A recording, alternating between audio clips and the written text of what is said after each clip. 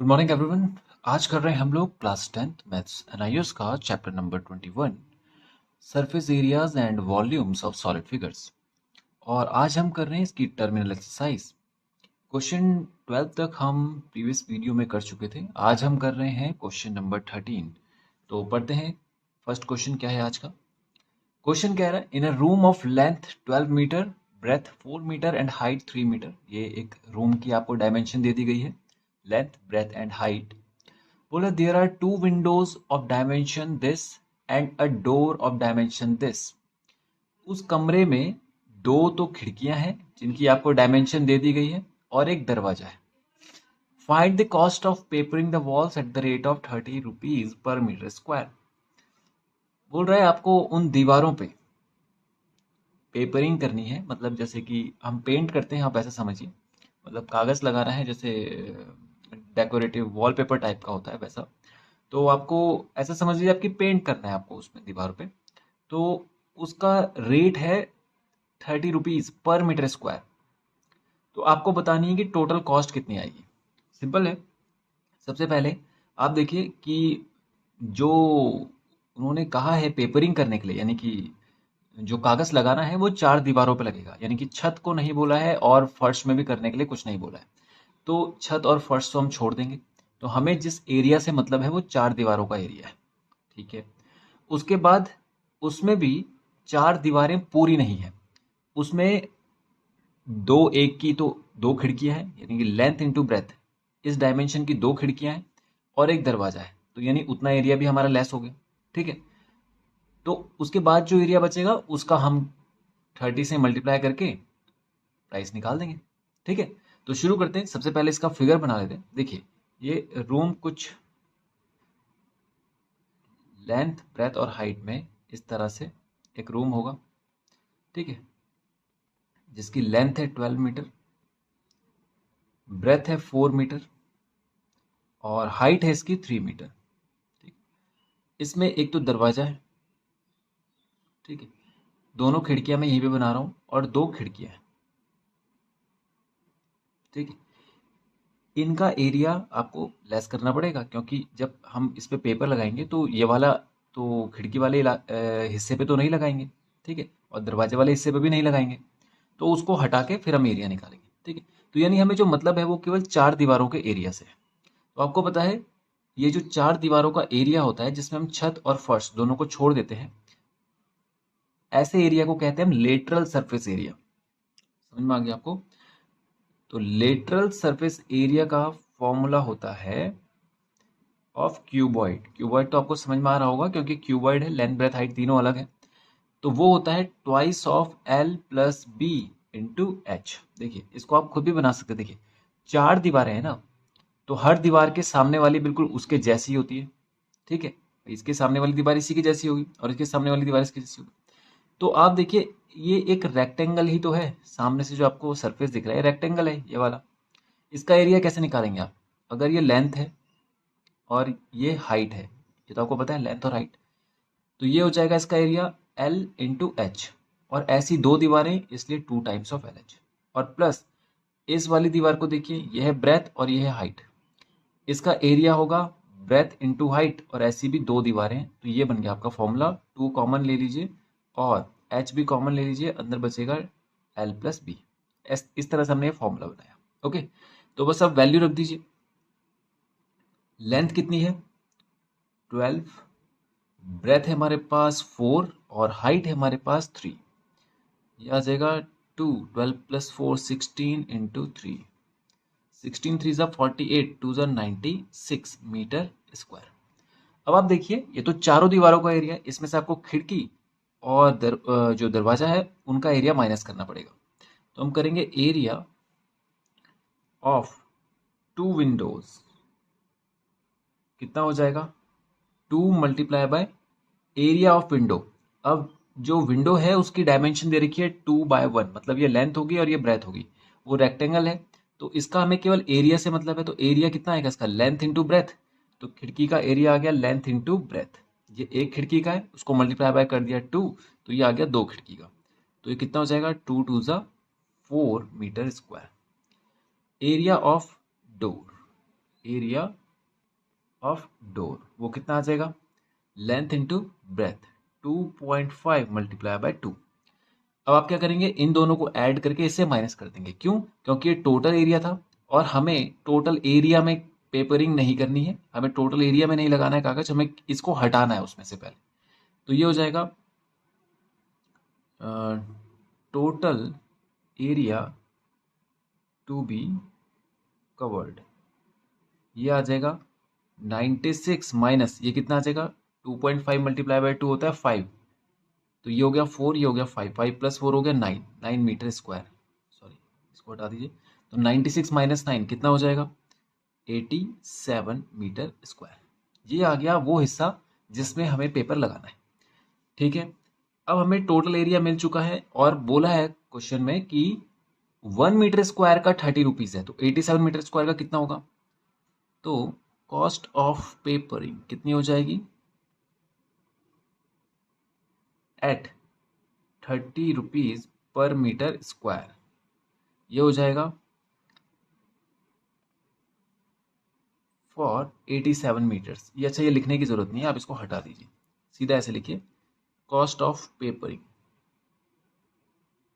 कितना हो जाएगा, 1 मीटर स्क्वायर का है 30 रुपीज, तो 87 मीटर स्क्वायर का हो जाएगा कितना, 30 इंटू 87 इज इक्वल्स टू 0 पहले कर लेंगे, 3 7 ज़ा 21 कैरी 2, 3 8 ज़ा 24 प्लस 2 26, ये आ जाएगा 2610 रुपीज। ठीक है, ये टोटल पैसा जो है लगेगा दीवार पे वो पेपरिंग करने का। ओके, तो ये हो गया क्वेश्चन नंबर 13 हमारा कंप्लीट। करते हैं क्वेश्चन नंबर 14, पढ़ते हैं क्वेश्चन नंबर 14। क्वेश्चन कह रहा है a cubic centimetre gold is drawn into a wire of diameter 0.2 mm millimetre, find the length of the wire.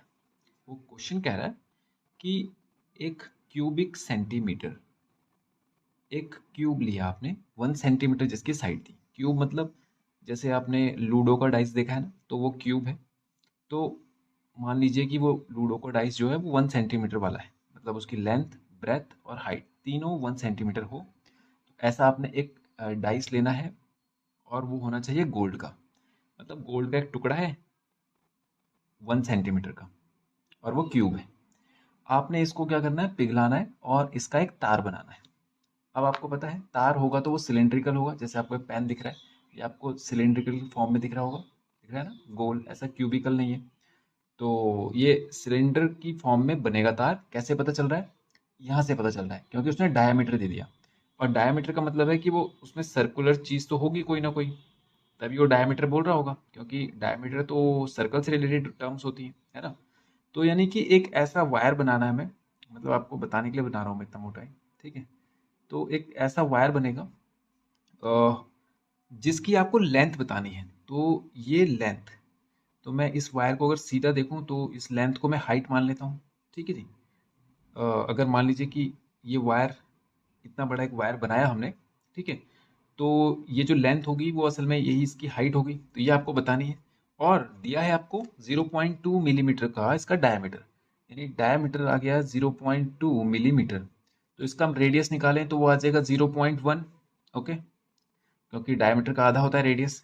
तो यहाँ से हमें एक बात पता चल गई कि एक तो रेडियस है इसका कितना, 0.1 मिलीमीटर। ठीक है, और जो क्यूब था गोल्ड का वो था क्यूबिक सेंटीमीटर। क्यूबिक सेंटीमीटर मतलब 1 सेंटीमीटर क्यूब, इसकी मतलब एक डायमेंशन दे रखी थी आपको कि 1 सेंटीमीटर का वो क्यूब है, तो मतलब उसकी हर साइड 1 सेंटीमीटर की हो। अब चाहे जब भी आप क्वेश्चन करें तो एक बात ध्यान रखें कि यूनिट्स पहले से चेक कर लें आप। यहाँ पर सेंटीमीटर बोला है और यहाँ पर ये मिलीमीटर में दिया है, दोनों की यूनिट सेम कीजिए पहले, उसके बाद इनको सॉल्व करेंगे। ठीक है, तो ये मिलीमीटर में है, इसको भी मैं सेंटीमीटर में बदल देता हूँ। तो कैसे बदलेंगे, आपको पता है 1 सेंटीमीटर इज इक्वल टू होता है 10 मिलीमीटर। ठीक है, हमें मिलीमीटर को भी सेंटीमीटर में बदलना है, आप सेंटीमीटर को भी मिलीमीटर में बदल सकते हैं। ठीक है, तो आपकी इच्छा है, आप चाहे तो इसको ये मिलीमीटर में है ही है तो उसको सेंटीमीटर को भी मिलीमीटर में बदल दीजिए, या ये जो मिलीमीटर है इसको सेंटीमीटर में बदल दीजिए, आपकी इच्छा। ठीक है, तो मैं यहाँ पे इस सेंटीमीटर को मिलीमीटर में, इस मिलीमीटर वाली टर्म को सेंटीमीटर में बदल रहा हूँ। तो 1 सेंटीमीटर में हो गए 10 मिलीमीटर। तो अगर मैं 1 मिलीमीटर की बात करूं तो वो आ जाएगा 1/10 सेंटीमीटर। समझ गए आप? यानी कि ये मिलीमीटर को अगर सेंटीमीटर में बदलना है तो आपको इसको डिवाइडेड बाय करना पड़ेगा 10, ये है कहने का मतलब। सिंपल। ओके, अब ये क्या बन जाएगा, इसको नेक्स्ट लाइन पे लिखते हैं हम लोग। तो रेडियस हो गया 0.1 अपॉन में 10 सेंटीमीटर। समझ गए आप? जैसे 10 से डिवाइड करेंगे मिलीमीटर सेंटीमीटर में बदल जाएगा। तो ये इसका रेडियस हो गया। ओके, अब आपको बोला था कि इस क्यूब को इन्होंने पिघला के एक तार में बदल दिया। ऐसी कंडीशन में आप देखें इसमें और इसमें एक चीज जो है वो कॉमन है। क्या? आप चाहे उसका वजन कह लीजिए या उसको वॉल्यूम कह लीजिए, इसका जो मटेरियल होगा वही इसका मटेरियल होगा। यानी total material of this is equal to total material of this, और उसी को हम कह रहे हैं यहाँ पे वॉल्यूम। तो यानी कि वॉल्यूम ऑफ क्यूब ही होगा वॉल्यूम ऑफ सिलेंड्रिकल वायर, क्योंकि जो वायर है वो किस फॉर्म में है, सिलेंडर की फॉर्म में है, तो सिलेंड्रिकल वायर। ओके, अब क्यूब का वॉल्यूम कितना होगा, देखिए आप यहाँ पे ये है 1 सेंटीमीटर का क्यूब, तो इसका वॉल्यूम होता है क्यूब का length into breadth into height. तो length into breadth into height. ठीक है, और यहाँ पर सिलेंड्रिकल वायर यानी सिलेंडर का वॉल्यूम क्या होता है, उसका फॉर्मूला होता है पाई आर स्क्वायर एच, यानी सिलेंडर का वॉल्यूम ही क्यूब का वॉल्यूम है। ठीक है, अब यहाँ पर वैल्यू रख लेते हैं जो जो हमें दे रखी है। हमसे कहा गया है कि पाई की वैल्यू 3.14 रखें, तो हम 3.14 रखेंगे into R square 0.1 upon 10 multiply by 0.1 upon 10 और इंटू एच। एच ही हमारी ये जो डायमेंशन थी जिसे हमें फाइंड करना था, तो हम यहाँ पर रख देते हैं एच। अब डिनोमिनेटर ऊपर ले जाइए, तो ये हो जाएगा 1, 1 इंटू 1 इंटू 1 तो 1 ही होता है, इंटू ये 10 और एक और 10 ये ऊपर चला जाएगा, और डिवाइड में आ जाएगा 3.14 मल्टीप्लाई बाय 0.1 मल्टीप्लाई बाय 0.1, और इधर रह जाएगा h। ये जो नीचे वाले होते हैं ये ऊपर चले जाते हैं और जो ऊपर वाले होते हैं ये नीचे आ जाते हैं। ठीक है, अब इसका डेसिमल हटाता हूँ और ऊपर 0 बढ़ा देता हूँ, तो एक डेसिमल हटा एक 0 बढ़ेगा, एक डेसिमल प्लेस हटा तो एक 0 और बढ़ेगा, और 3.14 के 1 2 दो डेसिमल प्लेस है तो 2 0 में और बढ़ा देता हूँ। ओके, अब यहाँ पर बचा हमारे पास h इज इक्वल्स टू 1 2 3 1 2 3, ये 3 0 में एक साथ ले लेता हूँ और मल्टीप्लाई बाय 1 2 3, ये ऐसे इसको साइड में देता हूँ। ठीक है, अब देखिए 314 से आप इसको डिवाइड करेंगे, तो मैं ये डिवाइड कर चुका हूँ, ये आ जाएगा 3.184, ये इतना आ चुका है, इसको मैंने डिवाइड किया था इससे, तो ये 3.184 आ गया, और मल्टीप्लाई बाय कर देंगे हम लोग 1000, तो ये आ जाएगा कितना 184, क्या यूनिट क्या थी, हम इस सब किस में लेके चल रहे थे, सेंटीमीटर में, सेंटीमीटर, और ये लेंथ है, ये लेंथ है यानी हाइट है, तो ये सेंटीमीटर में ही रहेगी। एरिया होता तब यहाँ पे स्क्वायर आता, तो ये सेंटीमीटर में ही। ठीक है, अगर आपके पास आंसर ये मीटर में हो तो आप क्या करें, 1 मीटर में होते हैं 100 सेंटीमीटर, तो अगर आपको 1 सेंटीमीटर यहाँ पे निकालना हो तो वो जाता है 1/100 मीटर, यानी 1 सेंटीमीटर में 1/100 मीटर होते हैं, तो इसमें कितने हो जाएंगे 3184/100, ये तो ये आ जाएगा 31.84 मीटर, तो ये भी हो सकता है और ये भी हो सकता है। ठीक है, तो ये हो गया क्वेश्चन नंबर 14 भी हमारा कंप्लीट। अब करेंगे क्वेश्चन नंबर 15, करते हैं क्वेश्चन नंबर 15। क्वेश्चन कह रहा है if the radius of a sphere is tripled, एक स्फीयर है जिसके रेडियस को 3 गुना कर दिया गया, find the ratio of the, आपको रेशियो बताना है volume of the original sphere, यानी जो पुराना वाला स्फीयर था उसका, to that of the new sphere, जो नया वाला स्फीयर है उसके साथ उसका रेशियो बताना है। ठीक है, यानी पहले पुराना वाला दिया है और बाद में नया वाला दिया है। फिर सरफेस एरिया का भी रेशियो बताना है। ठीक है, तो पहले इसका फिगर बना लेते हैं। एक एक स्फेयर है, स्फेयर मतलब हो गया बॉल। इसका रेडियस था, सपोज कीजिए ये आर था, मान लेते हैं हम लोग कि इसका आर मीटर या सेंटीमीटर कुछ भी, ये इसका रेडियस था। उसको 3 गुना कर दिया गया, मतलब एक उसको बढ़ा दिया गया और उसको 3 गुना कर दिया गया, का मतलब ट्रिपल, मतलब 3r कर दिया गया। ओके, तो आपको बताना है वॉल्यूम ऑफ ओरिजिनल स्फीयर। पहले तो बच्चे वॉल्यूम ऑफ स्फीयर का फॉर्मूला हमें पता होना चाहिए, वो होता है 4/3 पाई आर क्यूब। ठीक है, अब आपको रेशियो बताना है, volume of the, find the ratio of the volume of original sphere to that of new sphere. तो हम क्या करते हैं, पहले इसका और इसका दोनों का वॉल्यूम निकाल लेते हैं। इसका वॉल्यूम कितना होगा, 4/3 पाई, और आर की जगह पे आर ही है, आर क्यूब। और इसका हो जाएगा 4/3 पाई, और आर की जगह पे कितना है, 3r, इसका क्यूब। ठीक है, तो इसका आपको रेशियो निकालना है, तो दिस अपॉन दिस करना है हमें। तो ratio of original sphere to ratio of new sphere कितना हो जाएगा, पाई आर क्यूब और अपॉन में 4/3 पाई और 3r का क्यूब। तो ये कैंसिल हो जाएगा, 4/3 पाई, आर क्यूब ऊपर आर क्यूब बचा और 3 का क्यूब करेंगे आप, तो ये हो जाएगा 27 आर क्यूब, ये गया, तो ये आ गया 1/27। ओके, अब सेकंड पार्ट करते हैं इसका। बोला surface area of the original sphere. Surface area होता है बच्चे 4, अच्छा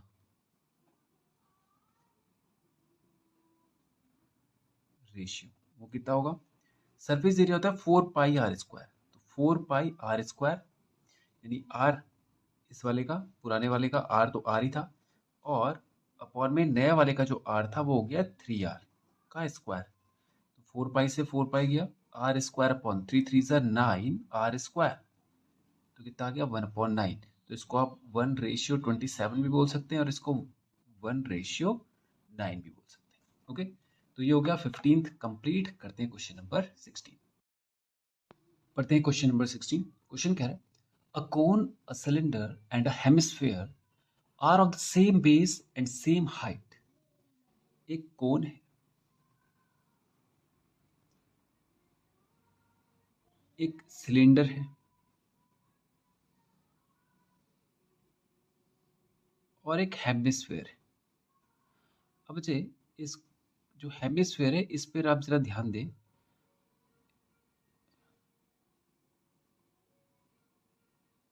देखिए, वो कह रहा है कि they are of the same base and same height.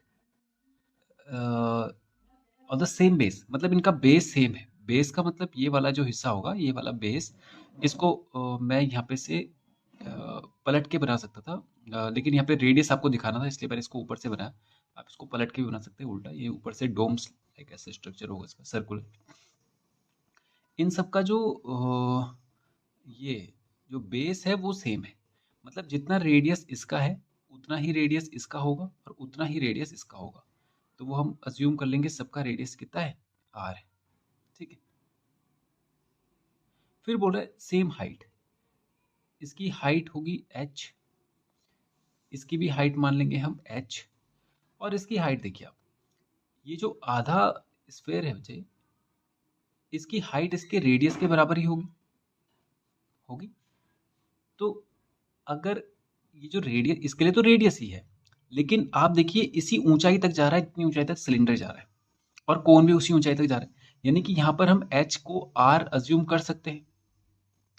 ठीक है, और यहाँ पर तो r है ही है, यहाँ पे तो h की जरूरत होती नहीं, क्योंकि इसका जो फॉर्मूला बनेगा उसने क्या बोला था, find the ratio of their volume. तो इसके वॉल्यूम में तो h की जरूरत नहीं पड़ती, लेकिन यहाँ पर हमें h की जरूरत पड़ती है। तो हम असल में अभी देखते हैं, जरा सॉल्व करते हैं हम लोग उसको, तब समझेंगे कि ऐसा हम क्यों करें। देखिए, बोलो find the ratio of their volumes, volume निकालेंगे कोन का। तो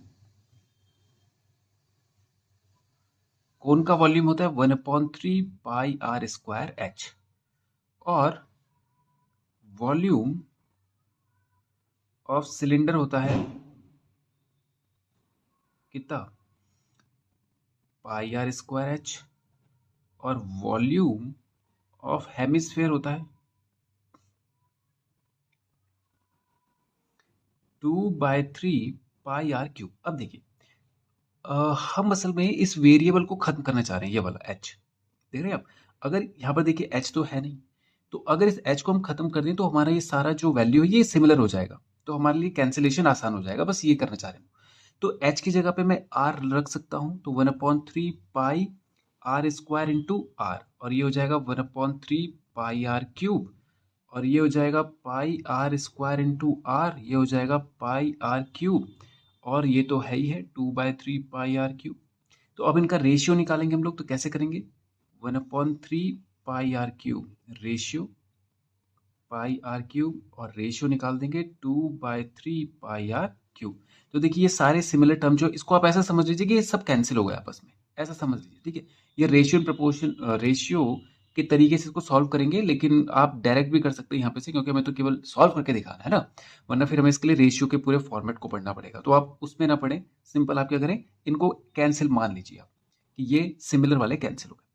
अब देखिए ये 3 जो सबके साथ होता तो ये भी कैंसिल हो जाता, तो हम क्या कर रहे हैं, अगर आप एलसीएम के थ्रू इसको समझें, अगर मैं इसका एलसीएम लूं तो आपको पता है एलसीएम 3 ही आने वाला है। जैसे आप एलसीएम ले अगर यहाँ पे, तो यहाँ पे 1 है, अपॉन में कुछ नहीं है, और यहाँ पे 2 है अपॉन 3। अगर मैं 3 एलसीएम लेता हूँ तो 3 1 जा 3, 1 1 जा 1, 1 3 जा 3, 3 1 जा 3, और 3 1 जा 3, ये 1 आएगा जो 1 2 जा 2 हो जाएगा, तो 1:3:2, तो बिल्कुल वैसा ही होगा यहाँ पे। और इसको हम लिख देंगे कितना, 1:3:2, ये आ जाएगा इसका फाइनल आंसर। ये हो गया इन तीनों का रेशियो। आगे समझ में, तो आप इस बात पे ध्यान दें कि यहाँ पे जो आर है और ये जो एच है, बस यहाँ पर आपको ध्यान देना है थोड़ा सा, ठीक है। तो ये हो गया क्वेश्चन 16 भी कंप्लीट। करते हैं क्वेश्चन नंबर 17, पढ़ते हैं question. Slant height and radius of the base of a right circular cone are 25 and 7। Question है कि एक कोन है आपके पास जिसमें आपको slant height and radius, slant height and radius, slant height होती है बच्चे ये तिरछी वाली हाइट, ये, और रेडियस होता है ये तो आपको पता है, यहाँ से आई रेडियस, ये दे रखा है। आपको इसका सी एस ए फाइंड करना है, टी एस ए फाइंड करना है, वॉल्यूम फाइंड करना है। तो सबसे पहले सी एस ए ऑफ कोन क्या होता है, वो होता है curve surface area pi r l, और पाई हम रखेंगे 22/7, आर है हमारे पास 7, और एल है हमारे पास 25, ये 25, ठीक है। 7 से 7 कैंसिल हो जाएगा, ये हो जाएगा 25 2 ज़ा 50 कैरी 5, 25 2 ज़ा 50 plus 5 55 centimetre square C S A. Okay, अब ऐसे ही हमें निकालना है T S A. T S A क्या होता है, टी एस ए होगा एक तो ये पूरा बाहर का यानी पाई आर एल, और प्लस नीचे का ये सर्कल, ये हो जाएगा pi r l plus pi r square. तो पाई आर एल हमारे पास कितना आया था 550, और प्लस पाई आर स्क्वायर यानी 22/7 इंटू आर कैंसिल हो जाएगा, तो ये आ जाएगा 550 प्लस 7 2 ज़ा 14, 7 2 ज़ा 14 प्लस 115, ये हो जाएगा कितना 4, 5 प्लस 5 10 0 कैरी 1 5 1 6 7 7 सेंटीमीटर स्क्वायर, ठीक है। अब इसका वॉल्यूम निकालेंगे, वॉल्यूम होता है पाई आर स्क्वायर एच, और पाई है 22/7, आर स्क्वायर है 7 इंटू 7, और एच हमारे पास नहीं है तो पहले एच निकालेंगे। तो एच के लिए आप पाइथागोरस वाला फॉर्मूला लगा देंगे यहाँ पर कि ये हाइपोटेन्यूज हो जाएगा, स्लैंट हाइट यानी एल स्क्वायर का फॉर्मूला क्या होता है H square plus R square, तो आपको एच निकालना है, तो ये हो जाएगा L square minus R square, तो 25 का स्क्वायर माइनस 7 का स्क्वायर, तो हो जाएगा 25, कितना हो जाएगा 625 माइनस का 49, तो 5 15 माइनस 9 कितना होता है 6, और ये बचेगा यहाँ पे 11 1 11 माइनस 4 कितना हो जाता है 7, और यहाँ बचेगा 576 जो कि होता है 24 का स्क्वायर, तो यानी हाइट आ जाएगी 24 इंटू 24, 7 से 7 कैंसिल, 7 2 ज़ा 14, 7 2 ज़ा 14 प्लस 1 15 मल्टीप्लाई बाय 24, तो ये कितना हो जाएगा इसको मल्टीप्लाई कर लेते हैं। 24 फोर जा कितना हो जाता है? 24, 48 और 6 96, 9। 24 फाइव जा एक 120 प्लस 9 129 कैरी 12। 24 वन जा 24 प्लस 12 कितना हो जाएगा? 24 और 12 हो जाता है आपका 36। 3696 सेंटीमीटर क्यूब। ये आ गया इसका फाइनल आंसर। ओके।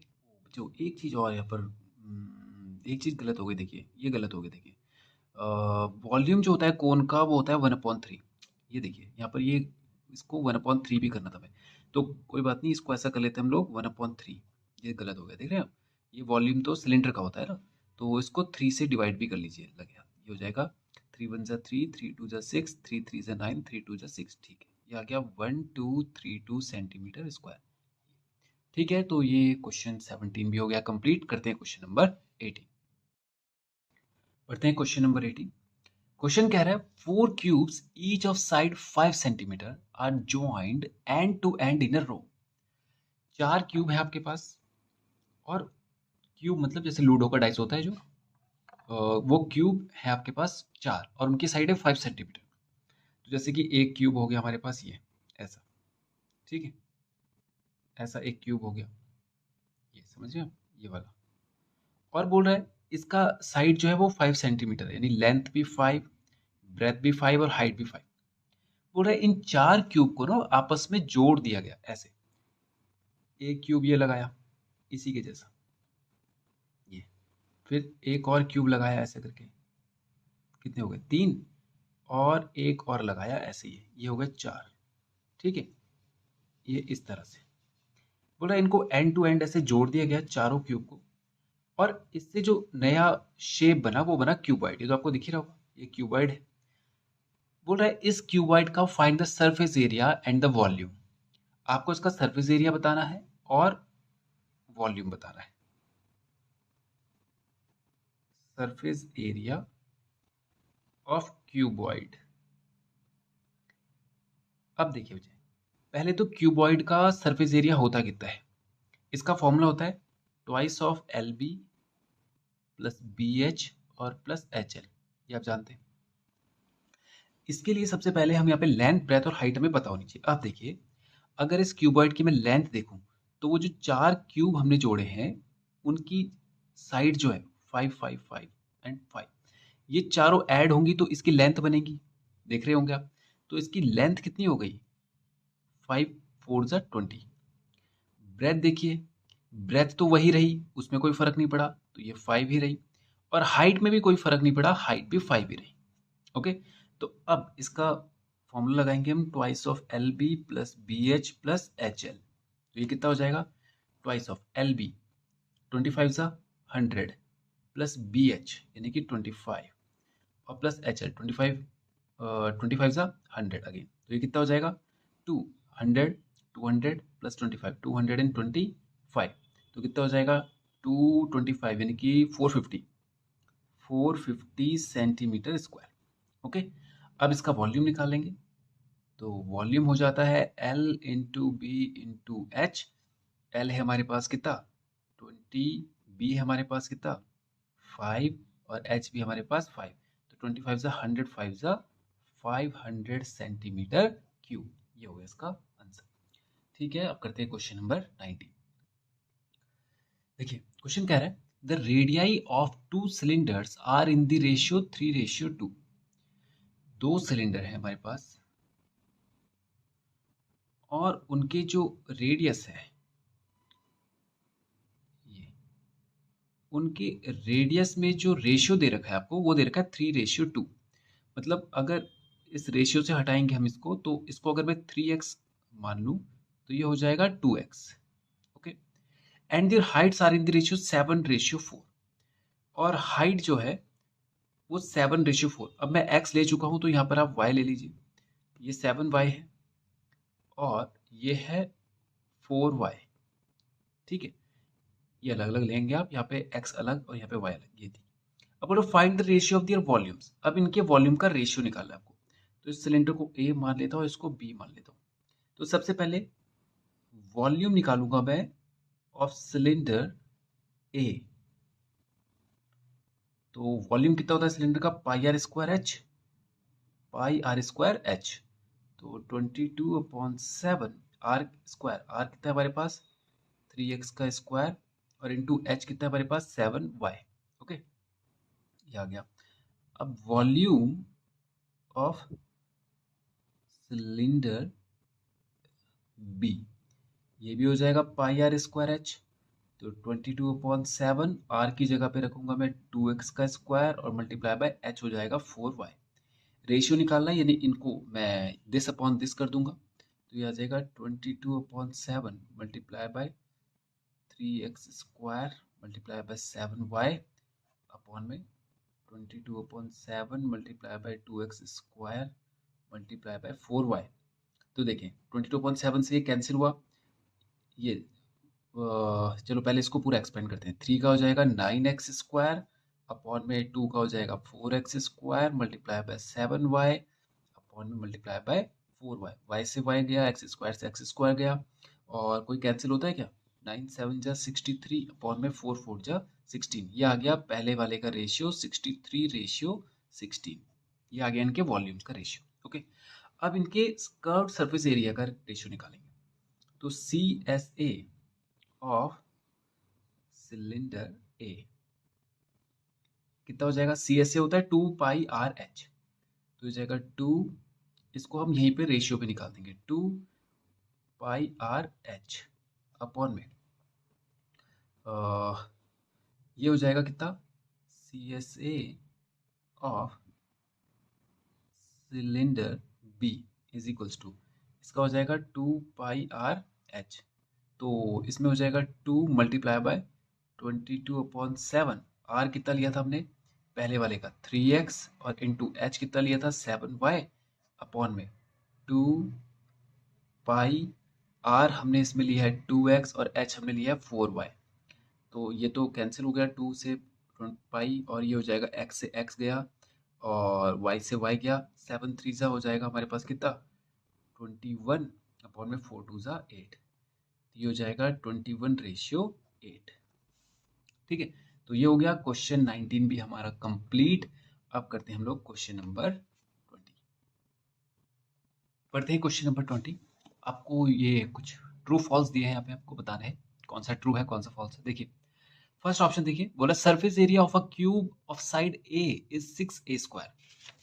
बोल रहा है एक क्यूब है जिसकी साइड है ए,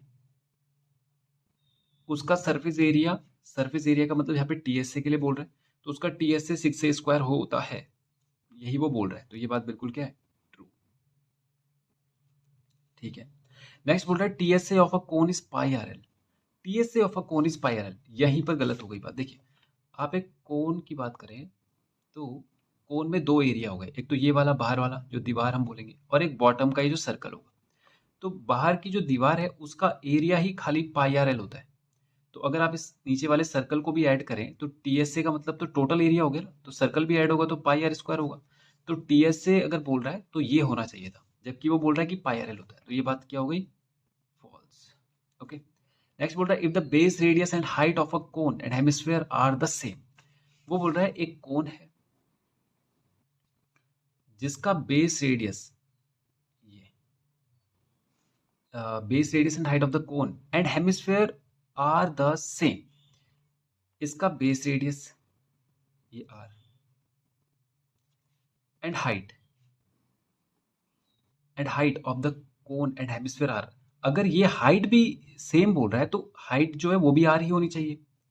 और बोल रहा है जो एक हेमिस्फीयर है उसमें भी यही है, हेमिस्फीयर का रेडियस भी आर ही है, तो इसकी जो ये हाइट बोल लो आप या ये भी रेडियस ही कहलाएगा।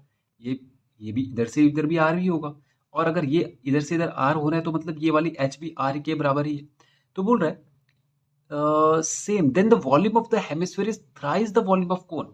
वो बोल रहा है जो हेमिस्फीयर का वॉल्यूम होगा ना वो इसका 3 गुना होगा। तो हम चेक कर लेते हैं, अगर मैं हेमिस्फीयर का वॉल्यूम निकालूं तो ये होता है 2/3 पाई आर क्यूब, या इसको पाई की जगह पे पाई ही रहने दीजिए, 2/3 पाई और आर क्यूब कितना, ये सिंपल, और इसका हो जाएगा 1/3 पाई आर स्क्वायर एच।